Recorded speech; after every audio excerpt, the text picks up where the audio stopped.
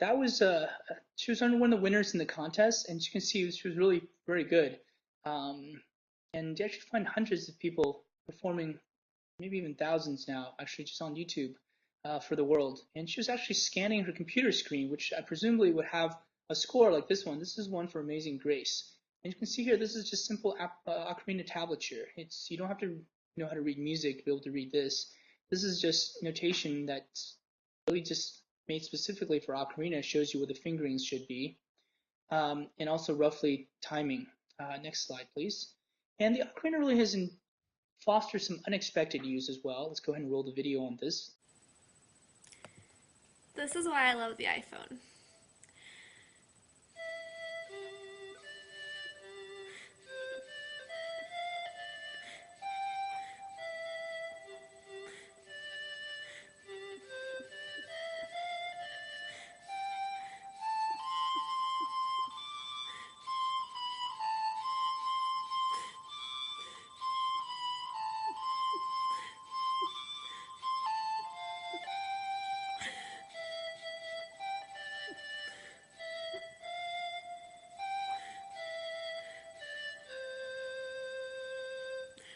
Thank you. So this is actually from a blog, and these are sonic lighter places where people have lit up their sonic lighter. This blog pointed out a circle kind of in the top left region. That you'll see that circle top left, and they wonder if that's the northernmost recorded iPhone user, because that's where they found on the map there actually to be a sonic actually point of light from the sonic lighter. And it's interesting because that region did not have any visible landmass that we could find. And in fact, there's not one but six different iPhones out there with sonic lighters. So, and they were there for like 3 weeks. So we wonder if that was like an oil platform or something. We'd also wonder if that was actually someone trying to call for help. But then we realized um, if you have an iPhone, you have an internet connection, there are better ways to call for help than to try to hope someone finds you using the sonic lighter. In any case, it was another interesting anecdote. Next slide, please.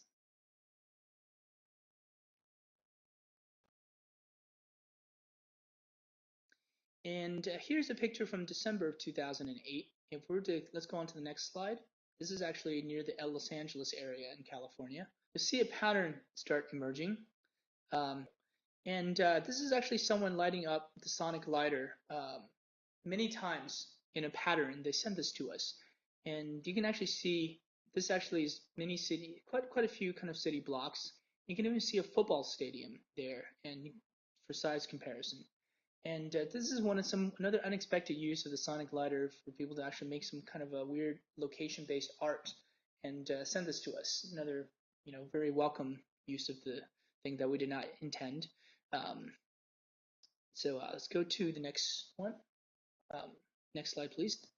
The product we followed that up with, the ocarina and then Zephyr, was actually Leaf Trombone World Stage. And this is kind of like ocarina, except it's kind of more of a game. It actually had a built-in system where it showed you where to play next.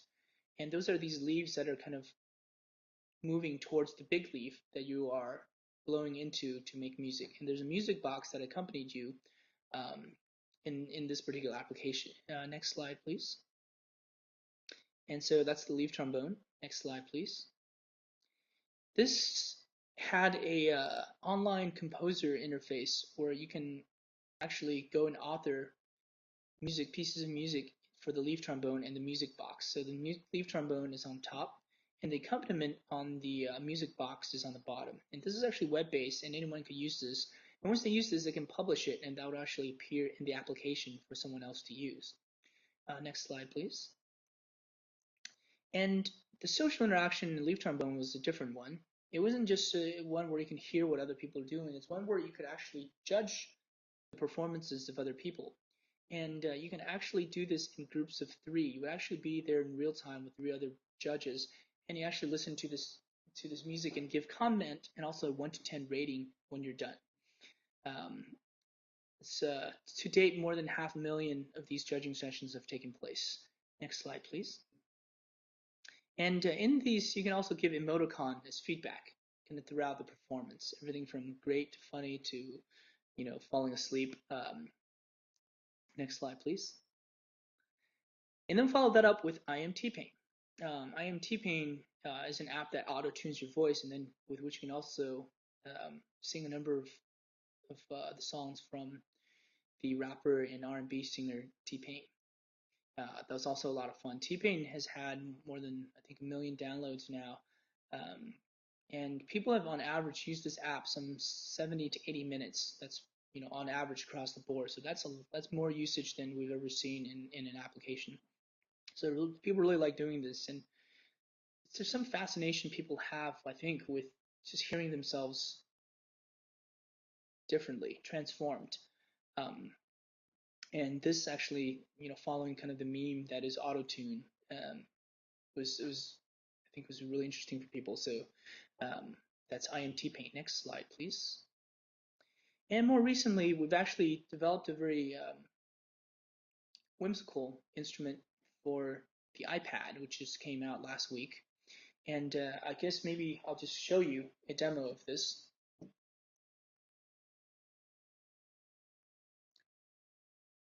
Looks something like this. This is still booting up. And there's a couple of different modes you can play with in the Magic Piano. It starts out in kind of this empty mode, but you can basically just tap on the screen here.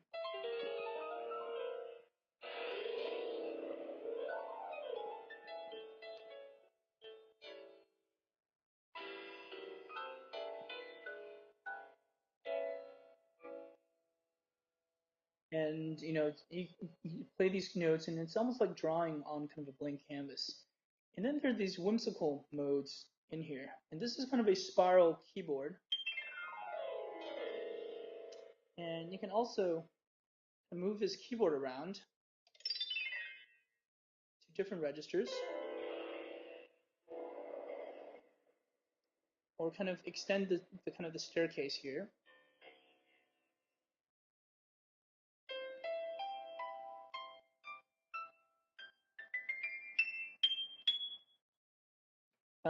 And then there's also different modes. This mode you're seeing here is actually not in the store yet. This is actually a version we're still working on in Smule that we're going to actually submit to the App Store later this week. And this is a linear keyboard. So you guys are getting a preview of kind of what's to come on this. And this mode is for more traditional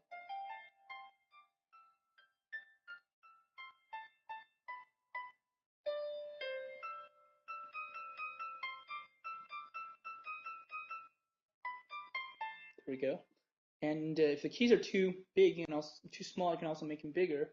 Or if you want a lot of keys to play, you can zoom in out. You can also see that the top of the keyboard is actually oscillating. I don't know why that is, but I guess if you have a Magic Piano, it's going to do that. It looks very magic. It's I guess magic is or kind of weird and whimsical, maybe is the other way to describe it. And here you can also kind of choose kind of the keyboard that you want to play.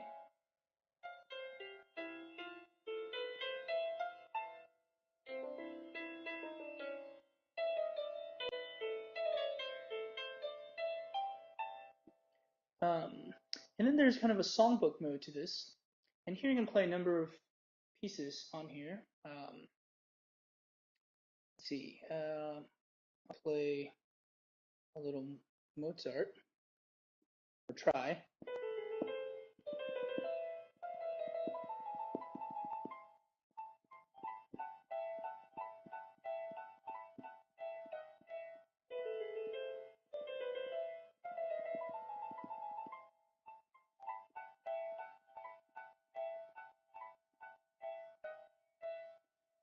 And what is happening is it's actually showing you kind of where to press next. And this is actually a chord, so it's 2.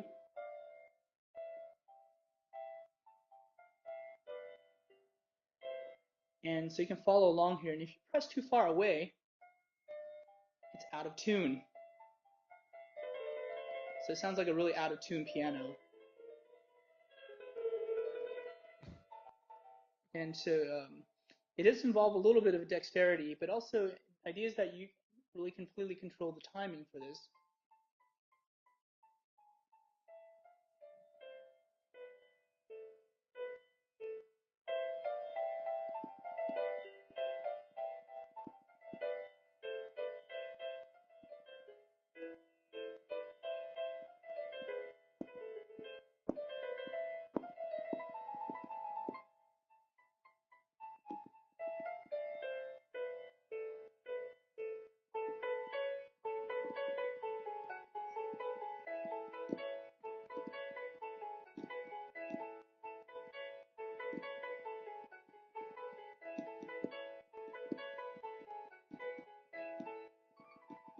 So you can be kind of expressive without actually knowing how to play the piano. But the idea is that the notes are already there for you.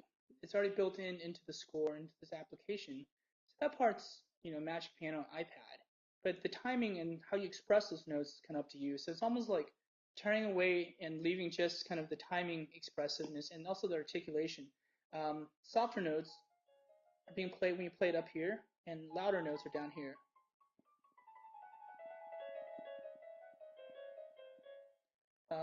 And finally, let me see if I can find a duet partner on the Magic Piano. I don't know who's online right now. The app actually allows you to play one-on-one with someone else around the world who also has an iPad Magic Piano. So if I'm lucky, I may be able to find someone. Oh, I'm connected to someone anonymous in Eastern United States. That's actually the other person playing.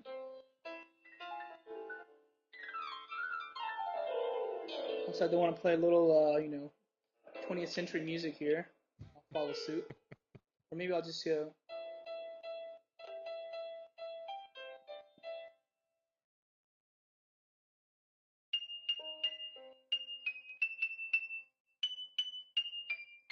And then it's actually a version, it actually works kind of like a roulette of sorts, where you're actually playing just for maybe a minute, and then the app actually switches you out to actually play with someone else. In this case, I think we might be the only two people that are playing on the world, so it kind of, I can connect it back to Anonymous again. And they actually requested to have more time, so I'm going to do the same. So let's play some more.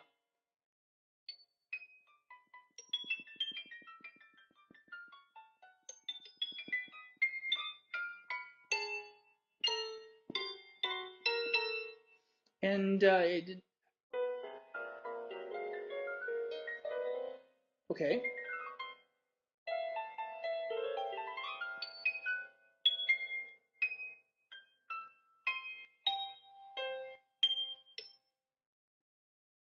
I'll let that be our duet. Oh, they're not done yet.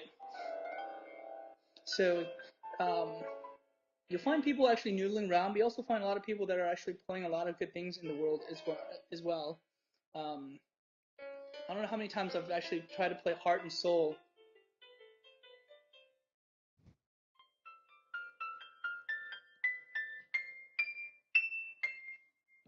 I don't know when they'll respond.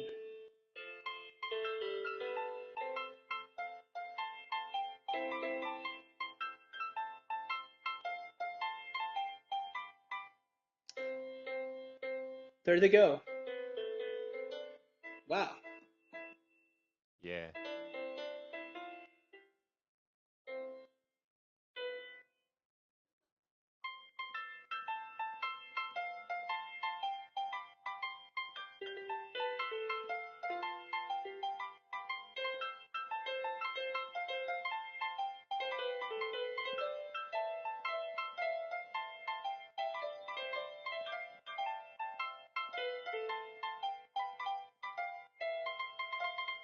All right, I'll leave it at that. And so that's a little bit of a piano duet. And here, this is really kind of part of the jamming with the world. And the latency here actually is intentionally pretty large because we really want to capture the gesture and actually send it over. And it's not really trying to enable a truly kind of, latency is probably around 200 milliseconds or so, depending on where you are. And the idea is that we could actually have much better latency, but in this case, we just want people to send musical messages back to each other. So playing heart and soul is actually kind of hard. It's a very different experience for one side versus the other. Um, but it's meant to be kind of like a musical telephone game. You just send something out there and something comes back. In any case, that's a magic piano, and I have to say the iPad definitely has been an awesome device, and it will continue to be an awesome device for music. I'm very excited about that. So next slide, please. And to end, let's go back to Karma. And this is some things we're doing, and one of the things is actually the Mobile Phone Orchestra, or MoPho. And in the Mobile Phone Orchestra, we use mobile devices and explore what kind of music we can make when we have an ensemble of phones and people. Next slide, please. We wear gloves with speakers attached to them that are battery powered to preserve the mobility. Next slide, please. And of course, we have a lot of phones, and now we have a number of iPads where you were using as well. Next slide. And that's how it looks like when we actually wear these things on our hands. And actually, then it leaves basically the hand free to manipulate the phone touchscreen. Next slide. And this is actually, still both traditional in some sense, but also it's open to a lot of different ways to think about how we can make music, both in an ensemble setting, but also perhaps in a distributed, location-based, asynchronous setting, and we're exploring those right now. So that in a nutshell is the Stanford Mobile Phone Orchestra, and that along with the laptop orchestra are both in session right now at Stanford in the course. Next slide. So a couple of things maybe I'll conclude here. There's a lot more I'd love to talk about, but maybe thinking back on what this means so far, maybe I'll just point out some of the things between a phone and a laptop. And you can also really think about where the iPad fits in here, even though it's not in the picture. In some sense, the phone is roughly equivalent to the laptop. It has a lot of the similar components. It's got a CPU, it's got RAM, it's got input, it's got output, display, networking, and you can do a lot of the same things on both. So they're roughly the same. Next slide. But the phone has less of a lot of these. Less pixels, less memory, less processing power. Next slide. But in a very real sense, the phone is also much more than a laptop in that it goes where we go. It can do things that you can do things on this you never really want to do on a laptop. And these small differences in mobility of the form factor, how they fit into our very lives is totally significant. And these little differences make a ton of difference for people when it comes down to actually using technology. In that sense, the phone has a lot of advantages over a laptop. But maybe the final point I'd like to make in the next slide is that the phone is really just not the laptop. You can compare them, but really they're different beasts. And there are things that the laptop's can be good for, and there are going to be things the phone is going to be good for. And then with the iPad, there are going to be things that, well, it's going to be good on the iPad that it's not going to be as good anywhere else. So it's really important, I guess, to really think about how we design specifically for the platform in hand and to really not forget the small differences they make for people. Next slide, please. So in the beginning, I posed the question, what is this? Next slide. And the two answers I guess I always give is that it depends, and I don't know. It depends in that I think there's not one thing. It's not just the phone. It's many things. And I don't know. I say this because I think we're only at the beginning, and there's a lot more to be explored by I think all of us to really think about what these things not only mean as pieces of technology, but more importantly, what they mean for people, for us. Next slide. And I'll end with this quote. It says, "The old computing is about what computers can do, whereas the new computing is about what people can do." And so maybe I will just leave you, at least end this presentation with that. Let's go to the next slide. I don't think I have any more slides. So thank you very much.